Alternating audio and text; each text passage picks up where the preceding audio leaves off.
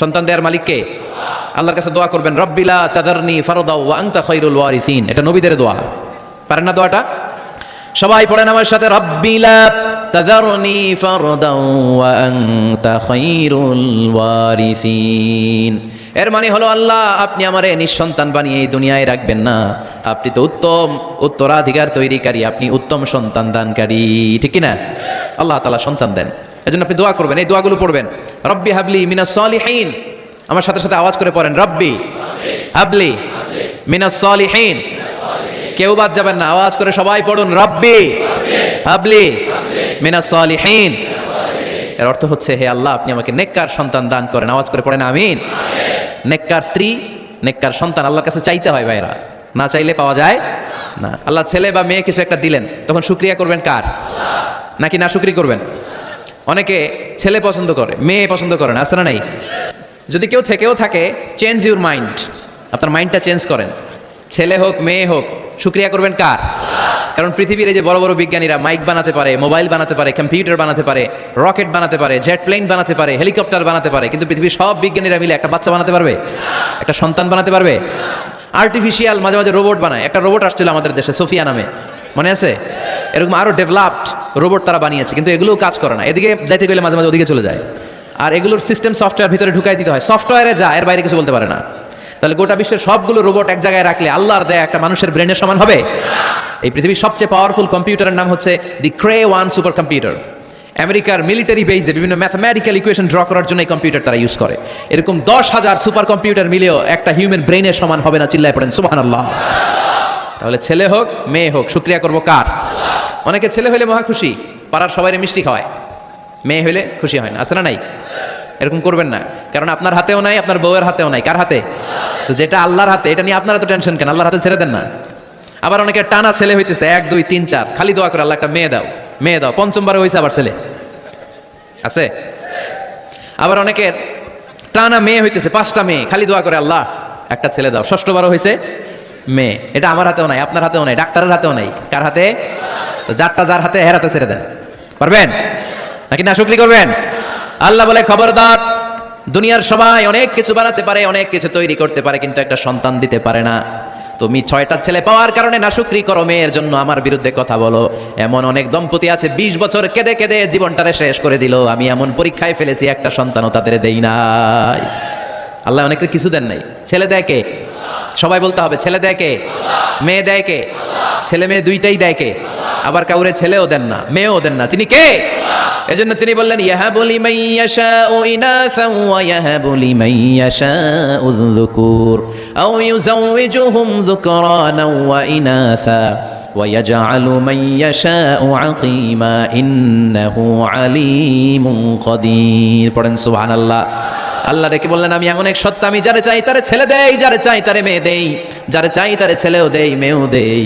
আমি এমন এক সত্তা, যারে চাই না তারে ছেলেও দেই না মেয়েও দেই না। তিনি কে? তিনি দেন। এজন্য শুকরিয়া করবেন কার? ছেলে দেখ মেয়ে দেখ, সন্তান হওয়ার সাথে সাথেই ছেলের কানে বা মেয়ের কানে আজান দিতে হবে। কে দিতে হবে? আজান দিতে হবে। দেন না আপনারা? দিবেন নাকি ইমাম সাহেব হুজুর আসবে তারপরে দিবে বসে থাকেন? খতিব সাহেব হুজুর না আসলে তার আজান দেওয়া যাবে না, বড় হুজুর না আসলে তার দেওয়া যাবে না, এরকম না। মুসনাদে আহমদ ইবনে হাম্বলের হাদিস, ফাতেমা রাদিয়াল্লাহু তাআলা আনহার প্রথম সন্তান ইমাম হাসান রাদিয়াল্লাহু তাআলা আনহু, আল্লাহ রাসূলের নাতি ইমাম হাসান যখন জন্মগ্রহণ করলো, বিশ্বনবী নিজে এসে হাসানকে কোলে নিয়ে হাসানের কানের সামনে আজান দিয়েছেন। আযানা রাসূলুল্লাহি সাল্লাল্লাহু আলাইহি ওয়াসাল্লাম আলা উযুনাইল হাসান হিনামা ওয়ালাদাতহু ফাতিমাতু বিসসালাহ। বিশ্বনবী নিজে আজান দিয়েছেন। আজান দিতে পারেন আপনারা? পারেন না সবাই? আল্লাহু আকবার, আল্লাহু আকবার, আল্লাহু আকবার, আল্লাহু আকবার। পারেন না আজান দিতে? নিজের ছেলের কানের সামনে নিজে আজান দিবেন। যদি নানা হয়ে থাকেন, নানা নাতির কানের সামনে যে নানাই আজান দিবেন।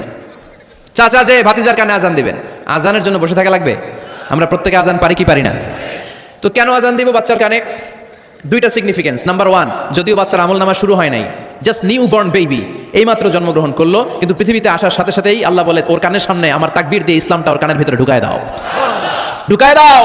শুরু থেকেই তাকবীর দিয়ে ইসলামের পরিচয় ওর কানের সামনে দিয়ে দাও। This is the significance number 1। Significance number 2, এই পৃথিবীতে যখন কেউ আসে, শয়তান যে তার শত্রু এসে ইয়াতানু ফি জামবাই ইবনে আদম, বনি আদমের 2 পা ধরে 2টা গুতা মারে, আর বাচ্চা ওয়া ওয়া করে কেঁদে ওঠে। বনি আদম পৃথিবীতে আসার সাথে সাথে শয়তান গুতা মারে আর জানান দেয়, তোদের কারণে আমি জাহান্নামী, তোরে সারা জীবন এমন ওয়াসওয়াসা আমি দিতে থাকবো, তোদেরকে জাহান্নামী বানানোর আগ পর্যন্ত আমি ক্ষান্ত হব না। আমি যে দুনিয়াতে ওয়াসওয়াসার জন্য এসেছি, আমার উপস্থিতি, আমার অস্তিত্ব আমি জানান দিলাম, গুতা মারে। তো শয়তানে করবে শয়তানের কাজ, আমরা করবো আমাদের কাজ, ঠিক কিনা? শয়তান মারবে গুতো, আর আমরা কি দিব? চিল্লায় বলতে হবে কি দিব? মনে থাকবে, ভুলে যাবেন না তো আবার। তাহনিক করা সুন্নাহ। তাহনিক হচ্ছে খেজুর, কোনো আলেম খেজুর একটু চিবিয়ে ওই চিবানো খেজুরটা বাচ্চার ঠোঁটের মধ্যে লাগাই দিবে। আল্লাহ রাসূল সাল্লাল্লাহু আলাইহি ওয়াসাল্লাম বাচ্চাদেরকে এরকম তাহনিক করতেন। যদি খেজুর পাওয়া না যায়, একটু মধু নিয়ে মুখের মধ্যে লাগাই দিবেন। আধুনিক মেডিকেল সায়েন্স এটাকে খুবই স্বাস্থ্যসম্মত বলেছে, হেলদি। কারণ বাচ্চা যখন দুনিয়াতে আসে, তার নিউট্রিশন চ্যানেলটা মানুষ কেটে দেয়। তার নিউট্রিশন চ্যানেল হচ্ছে তার নাভির সাথে তার মায়ের জরায়ুর একটা কানেকশন। তার মায়ের জরায়ু থেকে সে এনার্জি পেত, নিউট্রিশন পেত। মানুষ যখন এটা কেটে দেয়, তখন তার নিউট্রিশন সাপ্লাই বন্ধ হয়ে যায়, কিন্তু তার এনার্জি খরচ করার প্রবণতা বেড়ে যায়। সে এসে ওয়া চিৎকার করে, চিৎকার মারতে তার এনার্জি লাগে। সে হাত পা ছোটাছুটি করে, তার এনার্জি লাগে, কিন্তু এনার্জি নাই। এনার্জির লাইন আমরা কেটে দিছি, তাই ইনস্ট্যান্ট এনার্জি সাপ্লাইয়ের জন্য বিশ্বনবী বলেছেন তাহনিক করে মুখে মিষ্টি ঢুকায় দাও। সুবহানাল্লাহ বলবেন না? এখন চিকিৎসা বিজ্ঞানে বলছে, নিউ বর্ন বেবি, নবজাতক বাচ্চার মুখে যদি মধু দেওয়া হয় বা খেজুর লাগিয়ে দেওয়া হয়, ব্রেইন হ্যামারিং থেকে সে বেঁচে যায়। তার ব্লাড সুগার লো হয়ে যায়, কিন্তু মিষ্টিটা দেওয়ার সাথে সাথে এনার্জি সাপ্লাই হয়। সুবহানাল্লাহ পড়েন। আল্লাহর হাবিব সাল্লাল্লাহু আলাইহি ওয়াসাল্লামের কাছে কোনো বাচ্চা নিয়ে আসলেই বিষ্ণু সাল্লাল্লাহু আলাইহি ওয়াসাল্লাম বলতেন, এই খেজুর নিয়ে আস, কে নিয়ে আসো। খেজুর আনলে একটু চিবিয়ে বাচ্চার মুখে খেজুরের রস ঢুকায় দিতেন। আল্লাহ রাসূল সাল্লাল্লাহু আলাইহি ওয়াসাল্লাম আগে আগে মদিনায় চলে আসলেন। আয়েশা রাদিয়াল্লাহু তাআলা আনহুর বড় বোন, আম্মা জান আয়েশার 13 বছরের বড় আসমা বিনতে আবি বকর, উনি গর্ভ ধারণকারী অবস্থায় মক্কা থেকে মদিনায় হিজরত করে আসলেন। উনি বললেন, আনা মুতিম, আমার পুরো গর্ভধারণ পূর্ণ হয়ে গেল। আমি কোবা এলাকাতে আসার সাথে সাথে আমার সন্তান জন্ম নিল, আব্দুল্লাহ ইবনে জুবাইর। আমি সন্তান পেয়ে মহা খুশি, কারণ মুহাজির সাহাবারা মদিনায় আসার পর কারো ঘরে সন্তান হয় না। ইহুদিরা বলতে আরম্ভ করলো, আমাদের বদদোয়া লাগছে, এজন্য তোদের ঘরে সন্তান আর হবে না। তো এই জন্য আসমা রাদিয়াল্লাহু তাআলা আনহার সন্তান যখন মদিনাতে প্রথম হলো, মদিনাতে আনন্দের হিল্লোল বইয়ে গেল।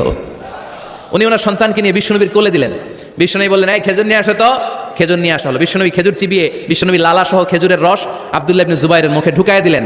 আসমা আজীবন গর্ব করে বলতেন, ফাকানা আউয়ালু মা দাখালা জাওফাহু রিকু রাসূলিল্লাহ, আমার কলিজার টুকরা জুবাইরের পাকস্থলীতে সর্বপ্রথম ঢুকেছে খেজুর মিশ্রিত আমার নবীজির থুতু। আল্লাহু আকবার। এজন্য নবজাতক বাচ্চাদেরকে আলেমদের কাছে নিয়ে গেলে দেখবেন আলেমরা খেজুর নিয়ে বাচ্চার মুখের মধ্যে লাগায় দেয়। বাচ্চাটা সুস্থ রাখে কে?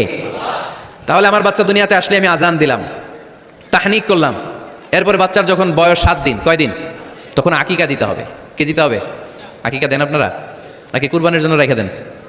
হ্যাঁ, অনেকে রেখে দেখে কুরবানির সাথে মিলাইয়া দিব। হ্যাঁ, ফিকহি মাসালা এটা জায়েজ আছে, কিন্তু উত্তম হচ্ছে 7ম দিনে দেয়া। কোন দিন মনে থাকবে আপনাদের? কততম দিনে আকিকা দিবেন? সবাই বলতে হবে কততম? কুল্লু গুলাম রাহিনাতুম বিআকিকা তুযবাউ আনহু ইয়াওমা সাবিহি। 7ম দিনে আল্লাহ রাসূল সাল্লাল্লাহু আলাইহি ওয়াসাল্লাম ইমাম হাসান আর হুসাইন রাদিয়াল্লাহু তাআলা আনহুমা, এই দুই নাতির আকিকা বিষ্ণু সাল্লাল্লাহু আলাইহি ওয়াসাল্লাম 7ম দিনে ছাগল দিয়ে দিয়েছিলেন। পড়েন সুবহানাল্লাহ। আনিল গুলামি শাতান ওয়া আনিল জারিয়াতি শাত। ছেলে হলে 2টা ছাগল, ছেলে হলে কয় ছাগল, মেয়ে হলে কয় ছাগল? দিতে রাজি আছেন তো? দিয়ে দিবেন। আকিকা দেওয়ার পরে সুন্দর নাম রাখবেন। যেদিন আকিকা ওই দিন নাম। ইউদাউনা ইয়াউমাল কিয়ামাতি বিআসমাইকুম ওয়া আসমাই আবাইকুম। কিয়ামতের দিন আল্লাহ তাআলা তোমাদের নাম ধরে, তোমাদের বাবার নাম ধরে ডাকবে। আল্লাহ বলবে, মিজানুর রহমান ইবনে আলী আহমদ ইবনে জাইনুল আবিদিন, দাঁড়াও দাঁড়াও, বাবার নাম দাদার নাম বলে বলে আল্লাহ ডাকবে, দাঁড়াও। এজন্য ফা আহসিনু আসমাকুম, তোমাদের নামগুলো সুন্দর সুন্দর রাখো। এখন যারা নাম রাখছে বল্টু, আল্লাহ দিন বলবে বল্টু ইবনে সল্টু, দাঁড়াও, ঠিক কিনা?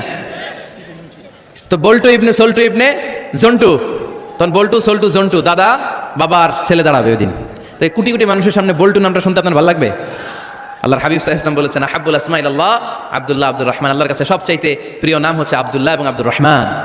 সুবহানাল্লাহ পড়বেন না? সুন্দর সুন্দর নাম রাখবেন, নামগুলো সুন্দর রাখার চেষ্টা করবেন। লিকুল্লি ইসমিন আসার, প্রতিটা নামের একটা প্রভাব আছে। আপনি জল্টু রাখলে ওটা জল্টুর মতোই হবে, আপনি সল্টু রাখলে সল্টুই হবে। আর আপনি যদি রাখেন খালিদ বিন ওয়ালিদ, এটা খালিদ বিন ওয়ালিদের মতো বাঘের বাচ্চা হবে। এজন্য নামের প্রভাব আছে, নামের impact and influence in your life এটা অনেক বেশি। সুন্দর সুন্দর নাম রাখবেন। 7ম দিনে সর্বশেষ কাজ হচ্ছে বাচ্চার মাথার চুল হালাক করে দিবেন, শেভ।